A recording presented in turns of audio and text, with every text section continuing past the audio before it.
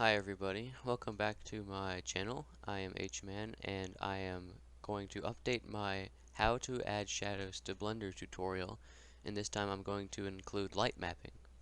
So let's get started. I'm going to be using Blender 2.79. So first we're going to import our track OBJ exported from SketchUp or your 3D modeling program of choice, and come down here to this solid circle and change the viewport mode to texture. So now you see your track. Alright, so the first thing that you're going to do is relatively simple.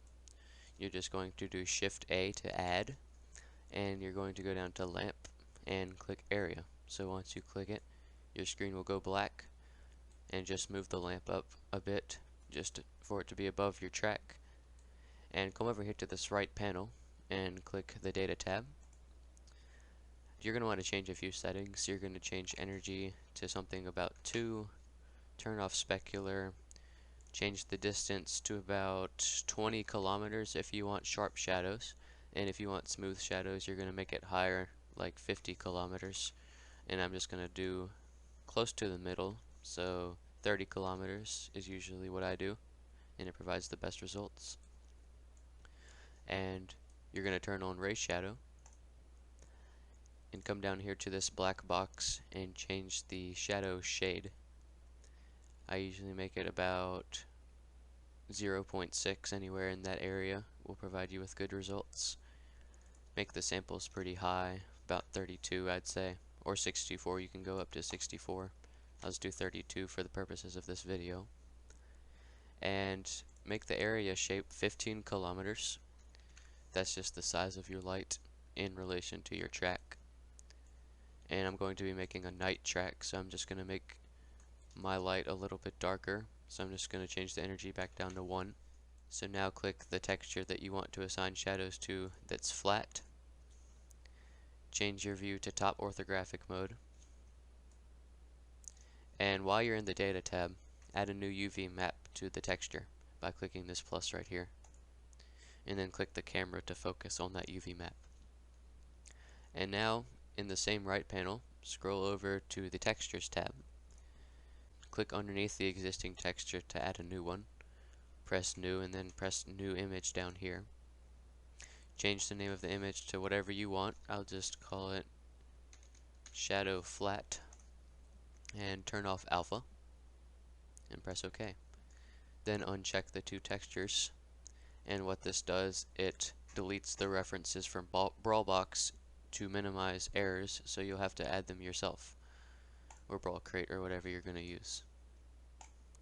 So now you're going to click Tab to enter edit mode, and your track should be highlighted in triangles. So now come over here to this image editor and press this browse image button and change your image to the shadow image you just created. So now you're going to come into the viewport and you're going to actually unwrap your texture, your UV mapping onto your texture by pressing U and coming down here to project from view. The reason you do this with flat textures is that it provides the best efficiency for your shadows. So you can just keep projecting it from view, adjust the viewport a little bit to make it exactly fit the picture. I'm going to actually change my lens size a little bit to make it absolutely perfect. I think it's still sticking off a little bit.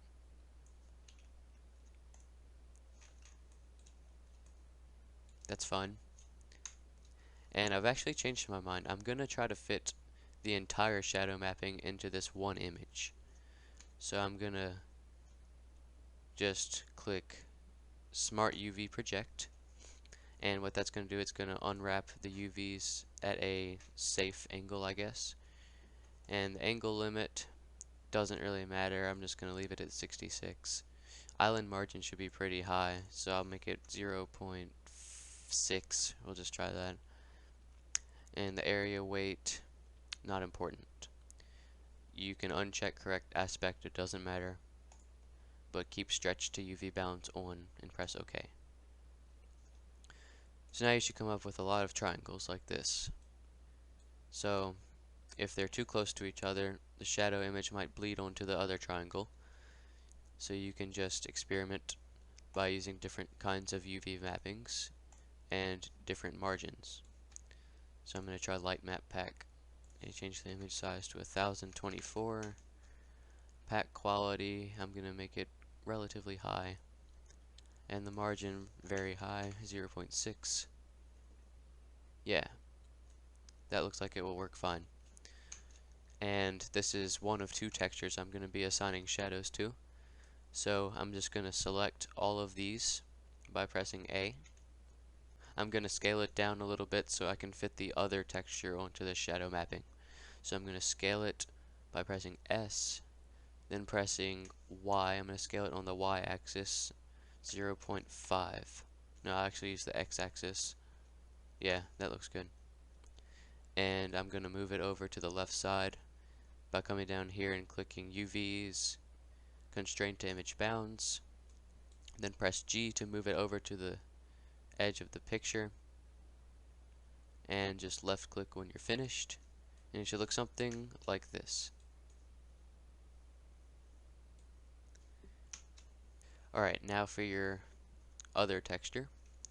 So you can actually come out of top orthographic view now that I've changed my mind that I'm not going to do it the way I originally planned to, so you don't have to be in top orthographic anymore. And I'm going to select this other texture right here by right clicking, and I'm just going to redo the same procedure I did for the first texture by adding a new UV map, switching to it,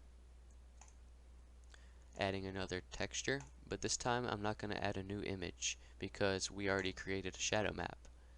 So if you just click the shadow image, it's already linked, and just uncheck these two boxes.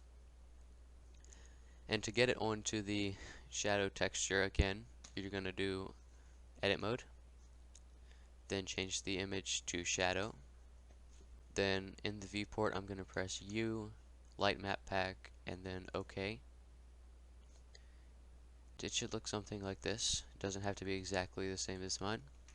And I'm going to select all of my UVs, and I'm going to scale them down on the x-axis by half, and I'm going to move it over to the far right.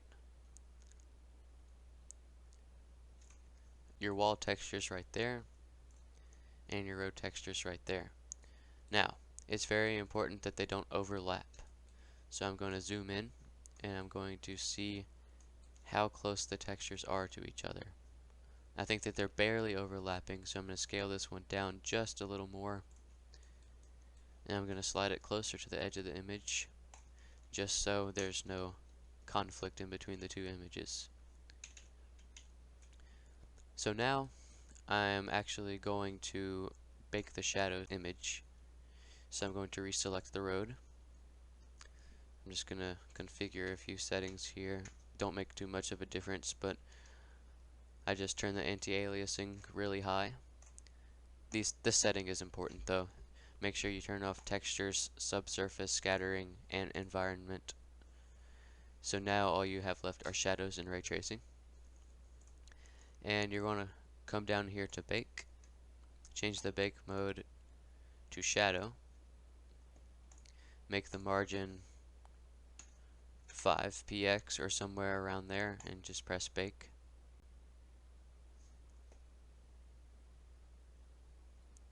So what happened here, my post-processing effect margin was way too high, and it bled onto the other triangles, so I'm just going to turn that down till I have the best results possible.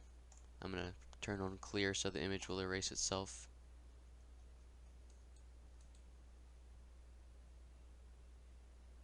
That looks fine. It looks kind of wonky over here though, but I guess that's okay. And I'm actually going to show you how to add lights today too. So that was just a basic procedure. Now you're going to come over here to where you want your light source to be. This is just a simple street light for the purposes of this video. And what you're going to do is add a light and make it an area. So just position it where your light source is, just like that. And come over here to the data tab again, and these settings are going to be much different. So get your shade of light that you want.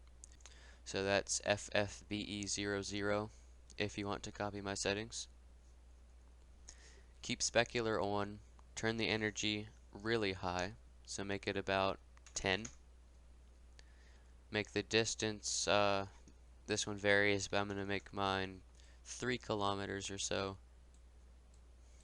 And come down here to ray shadow, turn it on, and change the shade of shadow to relatively what it was before. Change the samples something high. I'm just going to do 16 today. And change the area shape size to be 250 meters. Actually, I'm going to go bigger than that because that's a pretty big street light. Yeah, that's good. 1 kilometer. So I'm just going to copy the light and repaste it onto itself. Yeah, that works though. So I'm just going to come over here to my next light, grab the light, position it exactly the way you want it to be. I'm not going to make it too perfect for this video, just so you can get the full concept. Then I'm going to keep copying and pasting. I'm going to position it one more time,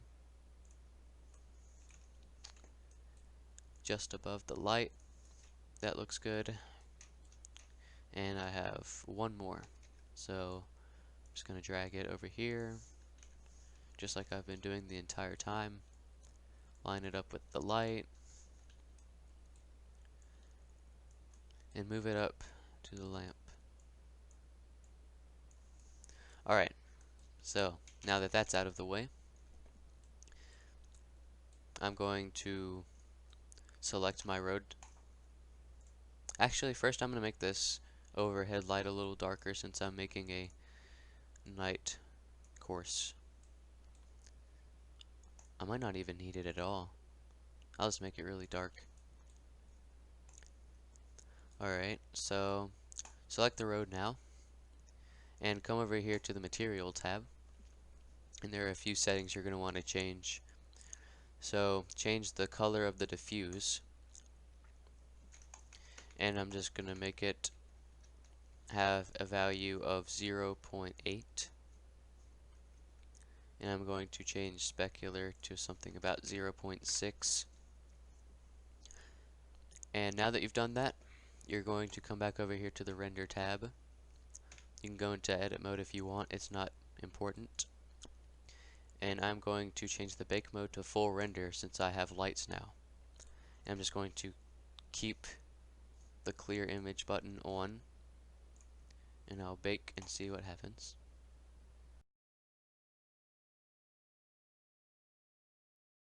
Alright, so it looks like I got my triangles and my light mapping out and finished. So now I'm going to do it for my other texture. I'm just going to select it and turn off clear so the image doesn't disappear once I start rendering. I'm going to bake.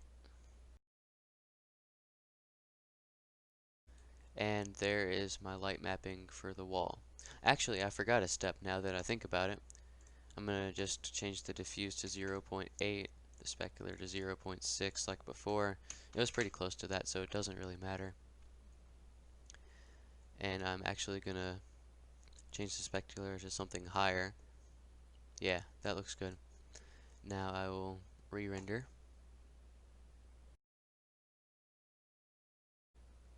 Alright, that's acceptable. So now I'm going to save the image just with my OBJ. Just going to call it shadowflat.png. And now I'm going to delete all of my lights. You won't need them for this next step.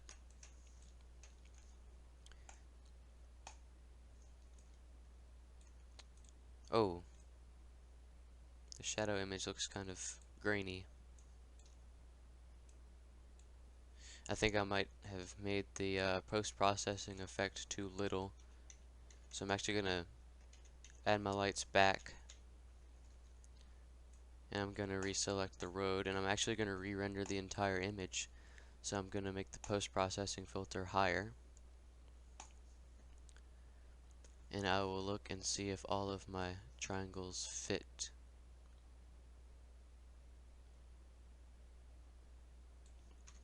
Alright, let's see.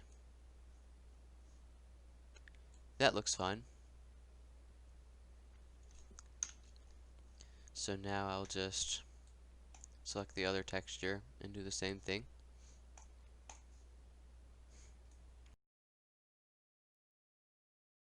Alright, there we go.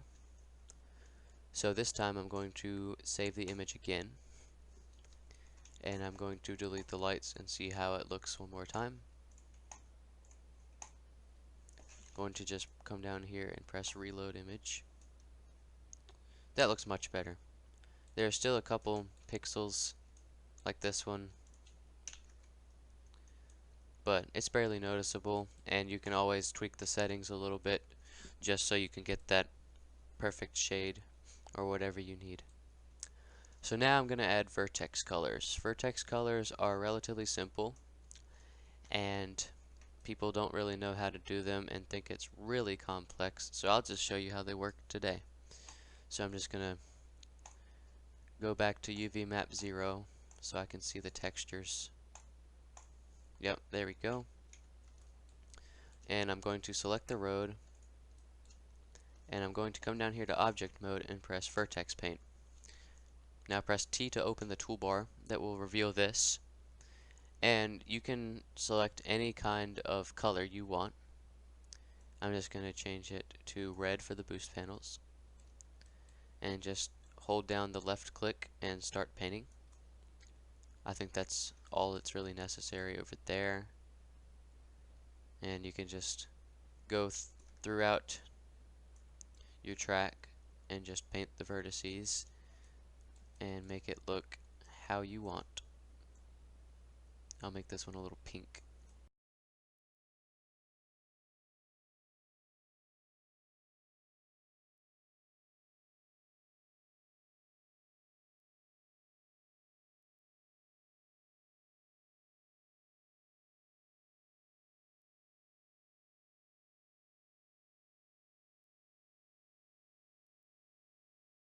Alright, I'm happy with what I just did, and now I will teach you a thing called Vertex Alpha.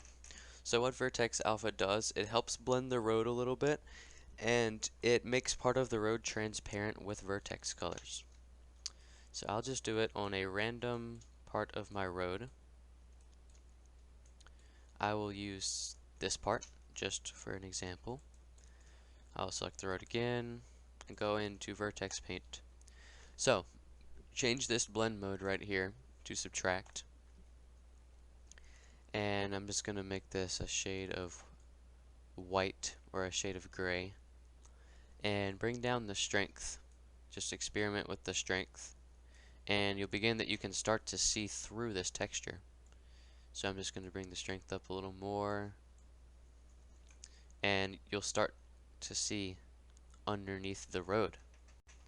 I think that's pretty fancy, and it might come in handy on roads that are like Rainbow Road. If you can't see a blind turn, then you could use Vertex Alpha, and you could see part of the road underneath you. So I'm just gonna make this section of the road right here transparent, and then I will select the wall texture and do the same. Bring the strength down a bit.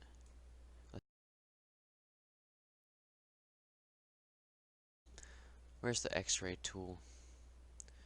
There's this here. Wait.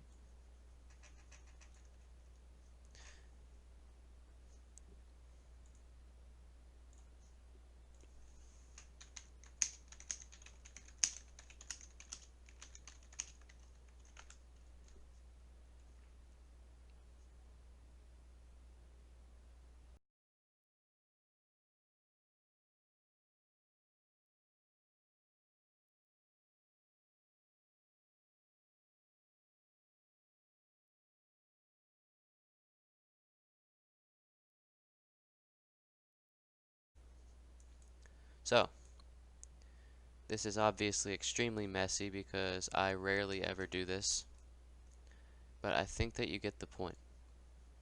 I would certainly hope that you get the point because I pretty much explained it already. I'll just do it one more time over here on the road just to test it again. So I'll go into Vertex Paint and I'll make it red. I want to see what happens when you make it red. Does anything happen? Oh, it does the opposite, so it makes it blue because you're in subtract mode. What happens if you change it to mix mode? Oh, it doesn't work, so you'll just have to use subtract.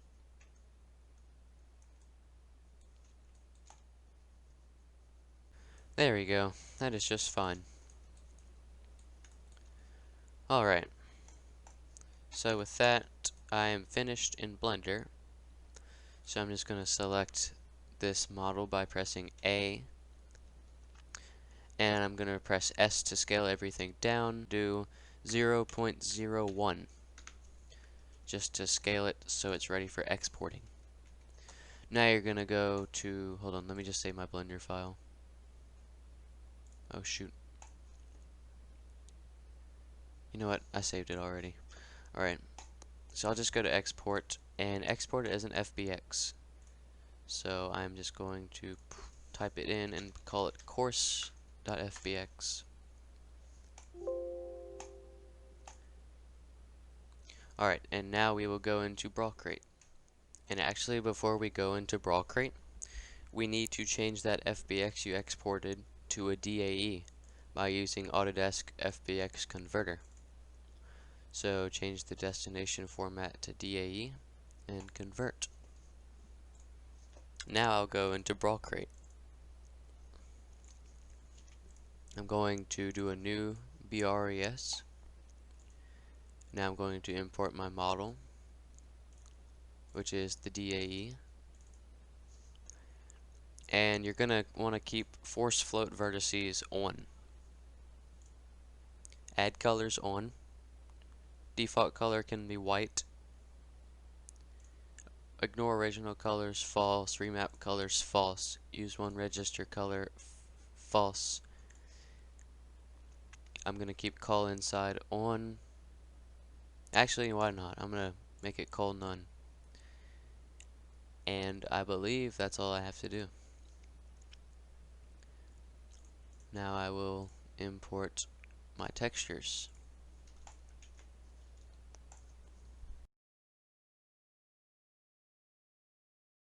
Alright. Now that I am fully imported, I will find my road and wall texture, which are Auto 3 and Auto 4. And I will need to keep those in mind. I'm going to import a shadow shader. And I'm going to replace the normal shader with mine.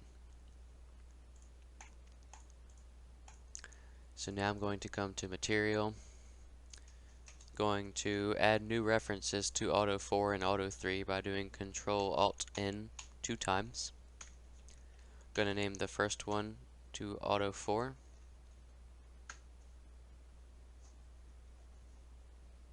And I'm going to name the second one to Shadow Flat. And I'm going to change the texture coordinate to text coord 1. So now you see it lines up with your image. I'm going to change the UWrap mode to clamp and the VWrap mode to clamp. Those aren't really necessary, I just did that just to save space or something. It's not really important. And then change the shader to shader 1 and bring it to the bottom of the materials list by doing Control down. Why do I have default material? Alright. Now I'm going to add shadows to Auto 3. So I'm going to rename the first node to Auto 3. What is going on with that texture? Oh, I need to make it CMPR. There we go. I'm going to change the second one to be shadow flat. Change the coordinates to text coord 1 again. And change the wrap mode to clamp. And I'm going to change that to shader 1. And then bring it to the bottom of the list. And there they are. And now you're just going to come into textures and you're going to delete new ref, which is a text reference that you should not have. And once that's finished, I'm just going to save it as a BRRES, and I'm going to call it course underscore model. And I will quickly animate my boost panel.